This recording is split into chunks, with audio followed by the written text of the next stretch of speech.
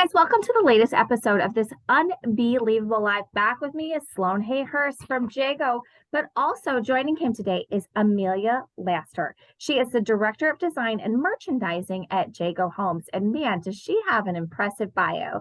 She has her Associate Kitchen and Bath Designer designation. She has her BS in Interior Design from Western Kentucky University. And her National Kitchen and Bath Association, she is a member, has been since 2007. She's also on the advisory board for WKU Interior Design Department, and she has 20 years experience in design and merchandising, specializing in new construction. So I'm going to turn it over to Sloane and Amelia to tell us a little bit about what she does at Jagoe and anything else she wants to add. So guys, take it away. Thanks. I'm super excited to be here. Awesome. Well, Amelia, I have seen you wear many hats here at Jagoe Homes. Okay, we all know that you do a fantastic job doing what you do for us, all of our clients. I do have a few questions I would like to ask you. First, those listening, if you haven't listened to the history of Jagoe Homes with Dana Bugg and I, she mentions how beneficial it is as a company, the size that we are. That we have someone like you under our roof, Amelia, under the same roof, no pun intended. So can you just just explain your role and responsibility as the Director of Design and Merchandising here at Jagoe Homes? Well, I think first and foremost, what people know me for is the model staging. All of the models, I've come up with the concept from the beginning and kind of designed the model around. I always make up, people laugh at me, but I make up fake families because I have to have somebody that I'm designing for. So I'll kind of create a personality around the demographic of, the homeowners that we're marketing towards, and I'll come up with a family and then design that home around that family in order to really to touch the people that come into the home, that they have a connection to the home whenever they come in, because it's very similar to how their home would be set up or how they live there. So first and foremost, that's the biggest thing that I do for Jagoe Homes is our model merchandising. Second, I work hand in hand with our product development team, and on all of the floor plans that we design, I do space and furniture analysis for all of our floor plans to make sure that they'll accommodate the standard furniture placements, the expectations that our homeowners would have for their furniture. We also work together to come up with different options in the home. So, the upgraded options for our kitchens, the deluxe options for our kitchens and our baths. We all work together on those as well. So my design background really comes in handy for all of that. And then, of course, product training. I love knowing about product, and I love teaching people about product. So I do our product training for the company too. Awesome. Yeah, that was, I think that's really awesome how you take into consideration a history before going into these homes, besides just picking and choosing what, just what's most popular. Mm-hmm. So how do you stay updated on current design trends and market preferences in our industry? Well, I can say that, with experience comes the ability to pick up on different things that you can't be taught.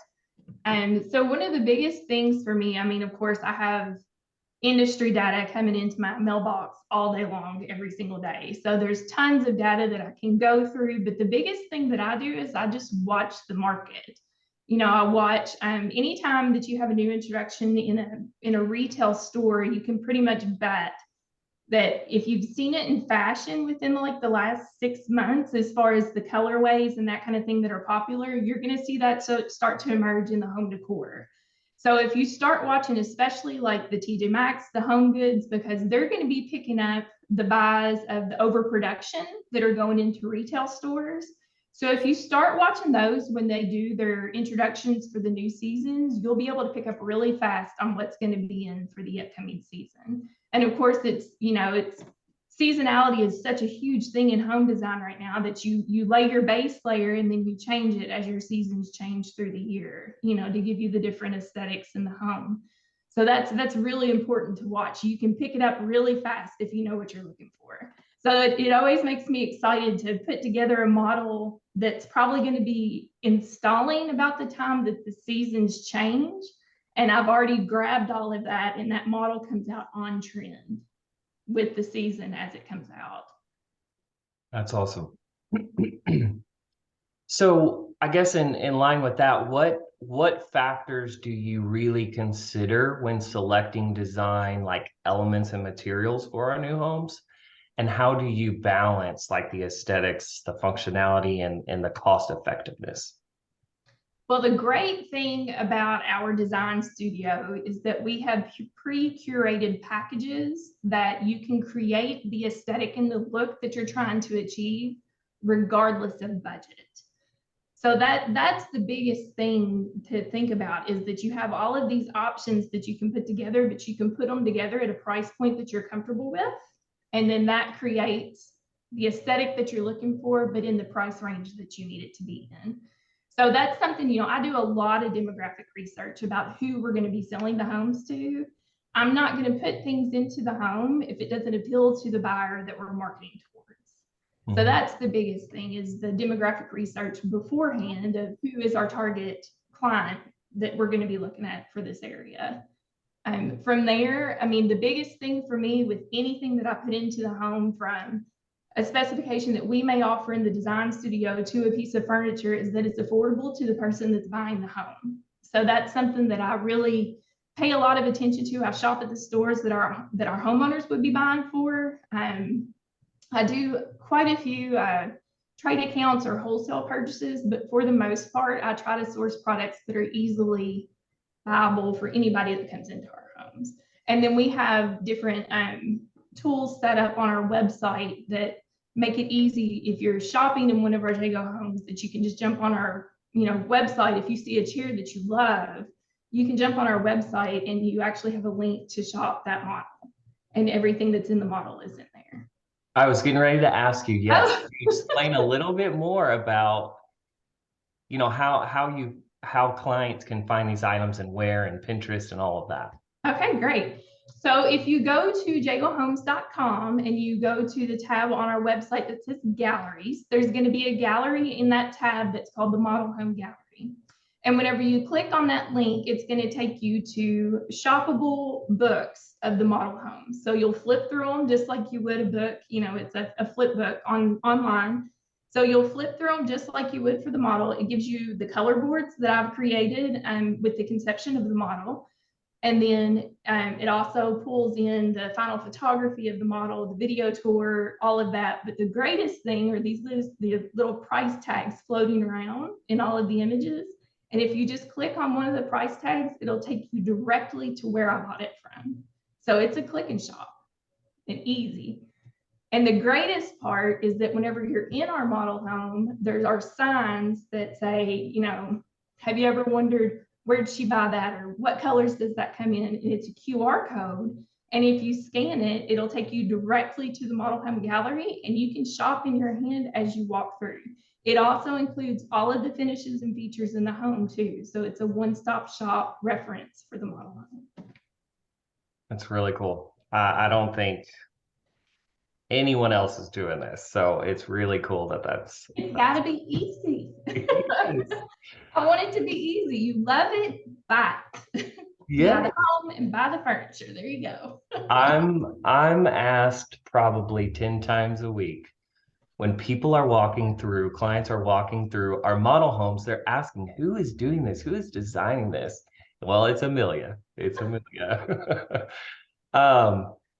Can you share an example of a recent or a pretty successful design strategy that you have implemented just previously, or one of our building projects? So like an overall design scheme, or kind of like my process of how I go through it? Either or. Okay. So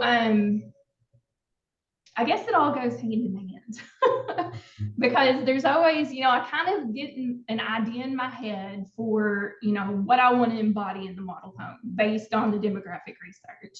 And then there's usually one piece that I find in the process that inspires the entire home.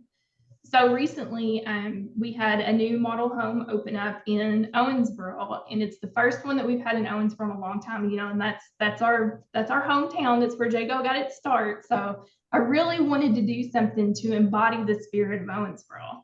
So Owensboro is very artistic. We're all about music and history and art. So I found these marble busts of David and Athena.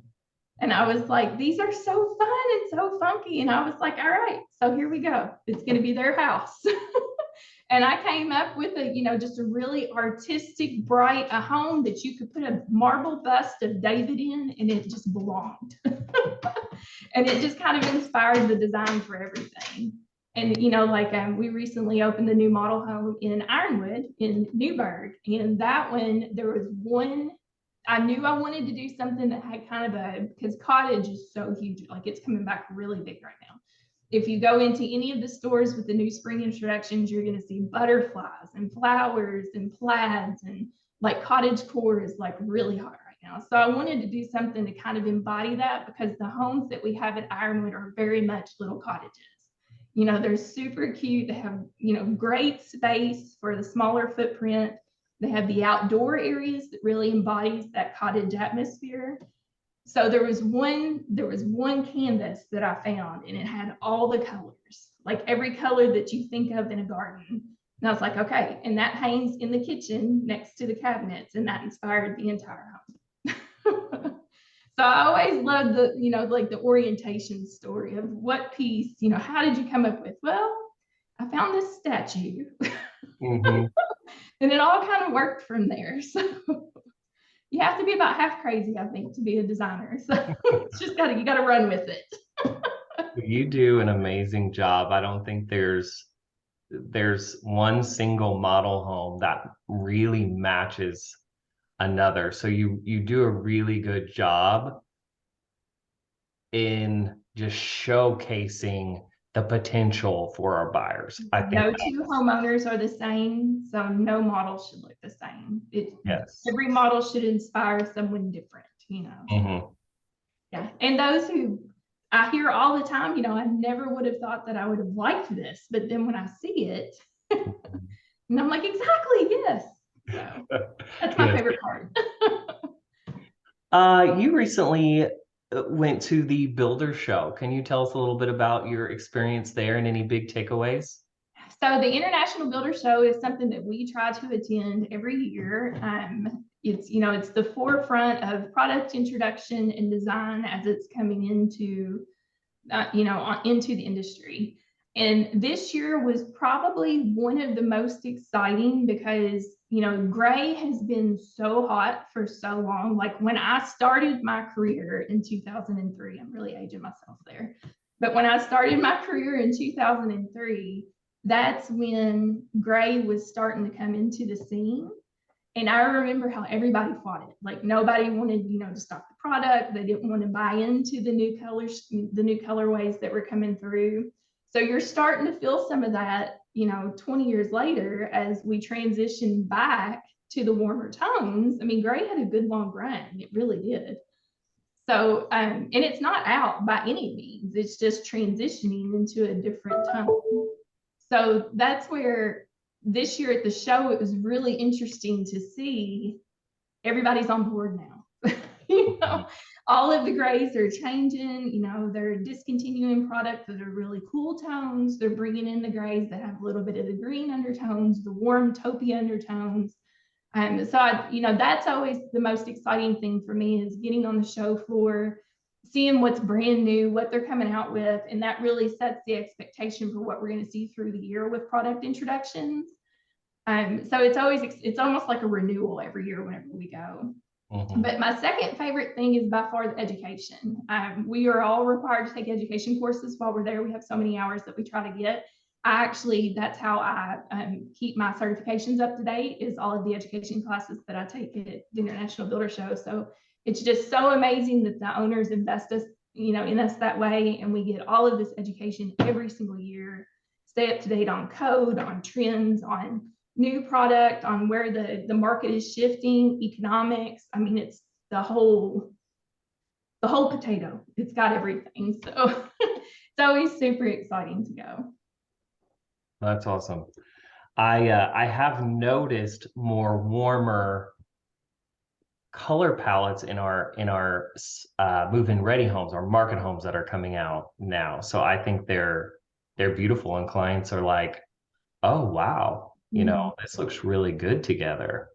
Our design coordinators are doing a really amazing job at the transition of the blending of the gray with the warm, so that you're not taking on total shell shock all the way into the browns. So they're really trying to do a mix of tones through the homes. And then, with staging, it can show that you can take it either way. You're not stuck with gray, you're not stuck with brown. You've got either way that you can go. It's flexible. So they're doing a really great job right now at pulling through the curated collections and bringing out the warmer tones. Yeah, they look really pretty. Amelia, so can you discuss any upcoming trends in our home design, or any other merchandising, or something that you find potentially influential that maybe just hasn't bloomed yet? Well, I can say that one thing that I think we'll see a big change in over the next year, and this isn't just for us, I think that this is industry wide. You're going to see, farmhouse had such a big effect on exteriors and the simplification of exteriors. And we're seeing homeowners want to take that even a step further. And you're starting to see that a lot more in custom construction, because they have a bit more flexibility whenever it comes to new elevations or changing things up. So I keep an eye on a lot of different trends happening throughout the nation, but especially in our region, to see what people are coming out with. And you're really starting to see this switch to monochromatic, single texture, even single material exteriors, where they don't want all the different definitions and textures and colors. So starting to see that really pick up, especially, I watch the markets like Louisville, Nashville, St. Louis, Cincinnati, and you really start to see that pick up there. So I think we'll start to see that really come into play in our area over the next year. Yeah. Well, thank you again, Amelia, for all of your hard work that you do for Jagoe Homes, our future homeowners. Was there anything else that you really wanted to share with our listeners today? I'm just super excited for Parade of Homes this weekend, and I can't wait for everybody to get out there and take a look at all of our model homes, and be sure to scan those QR codes and see what's going on inside the house. Awesome. Well, that was the perfect segue, because I was going to ask about Parade of Homes. So we cannot wait to see what you guys have in store for us. But with that said, thank you both for coming on today. And Amelia, I am so impressed with the work that you do. It's one of those things you don't know till you find out. And I had no idea the behind the scenes that was going on with all of these homes, and the fact that people can scan a QR code or look it up on the website. And what was the line? If you love it, buy it. That is so awesome. So thank you for sharing all of that information and educating our listeners on that process and what they can do if they see something that they like. But also, just again, so impressed with your knowledge and your talent. Thank you. Thank you. Thank you. And I just want to thank everybody also for listening today, and wish everybody a blessed and wonderful day.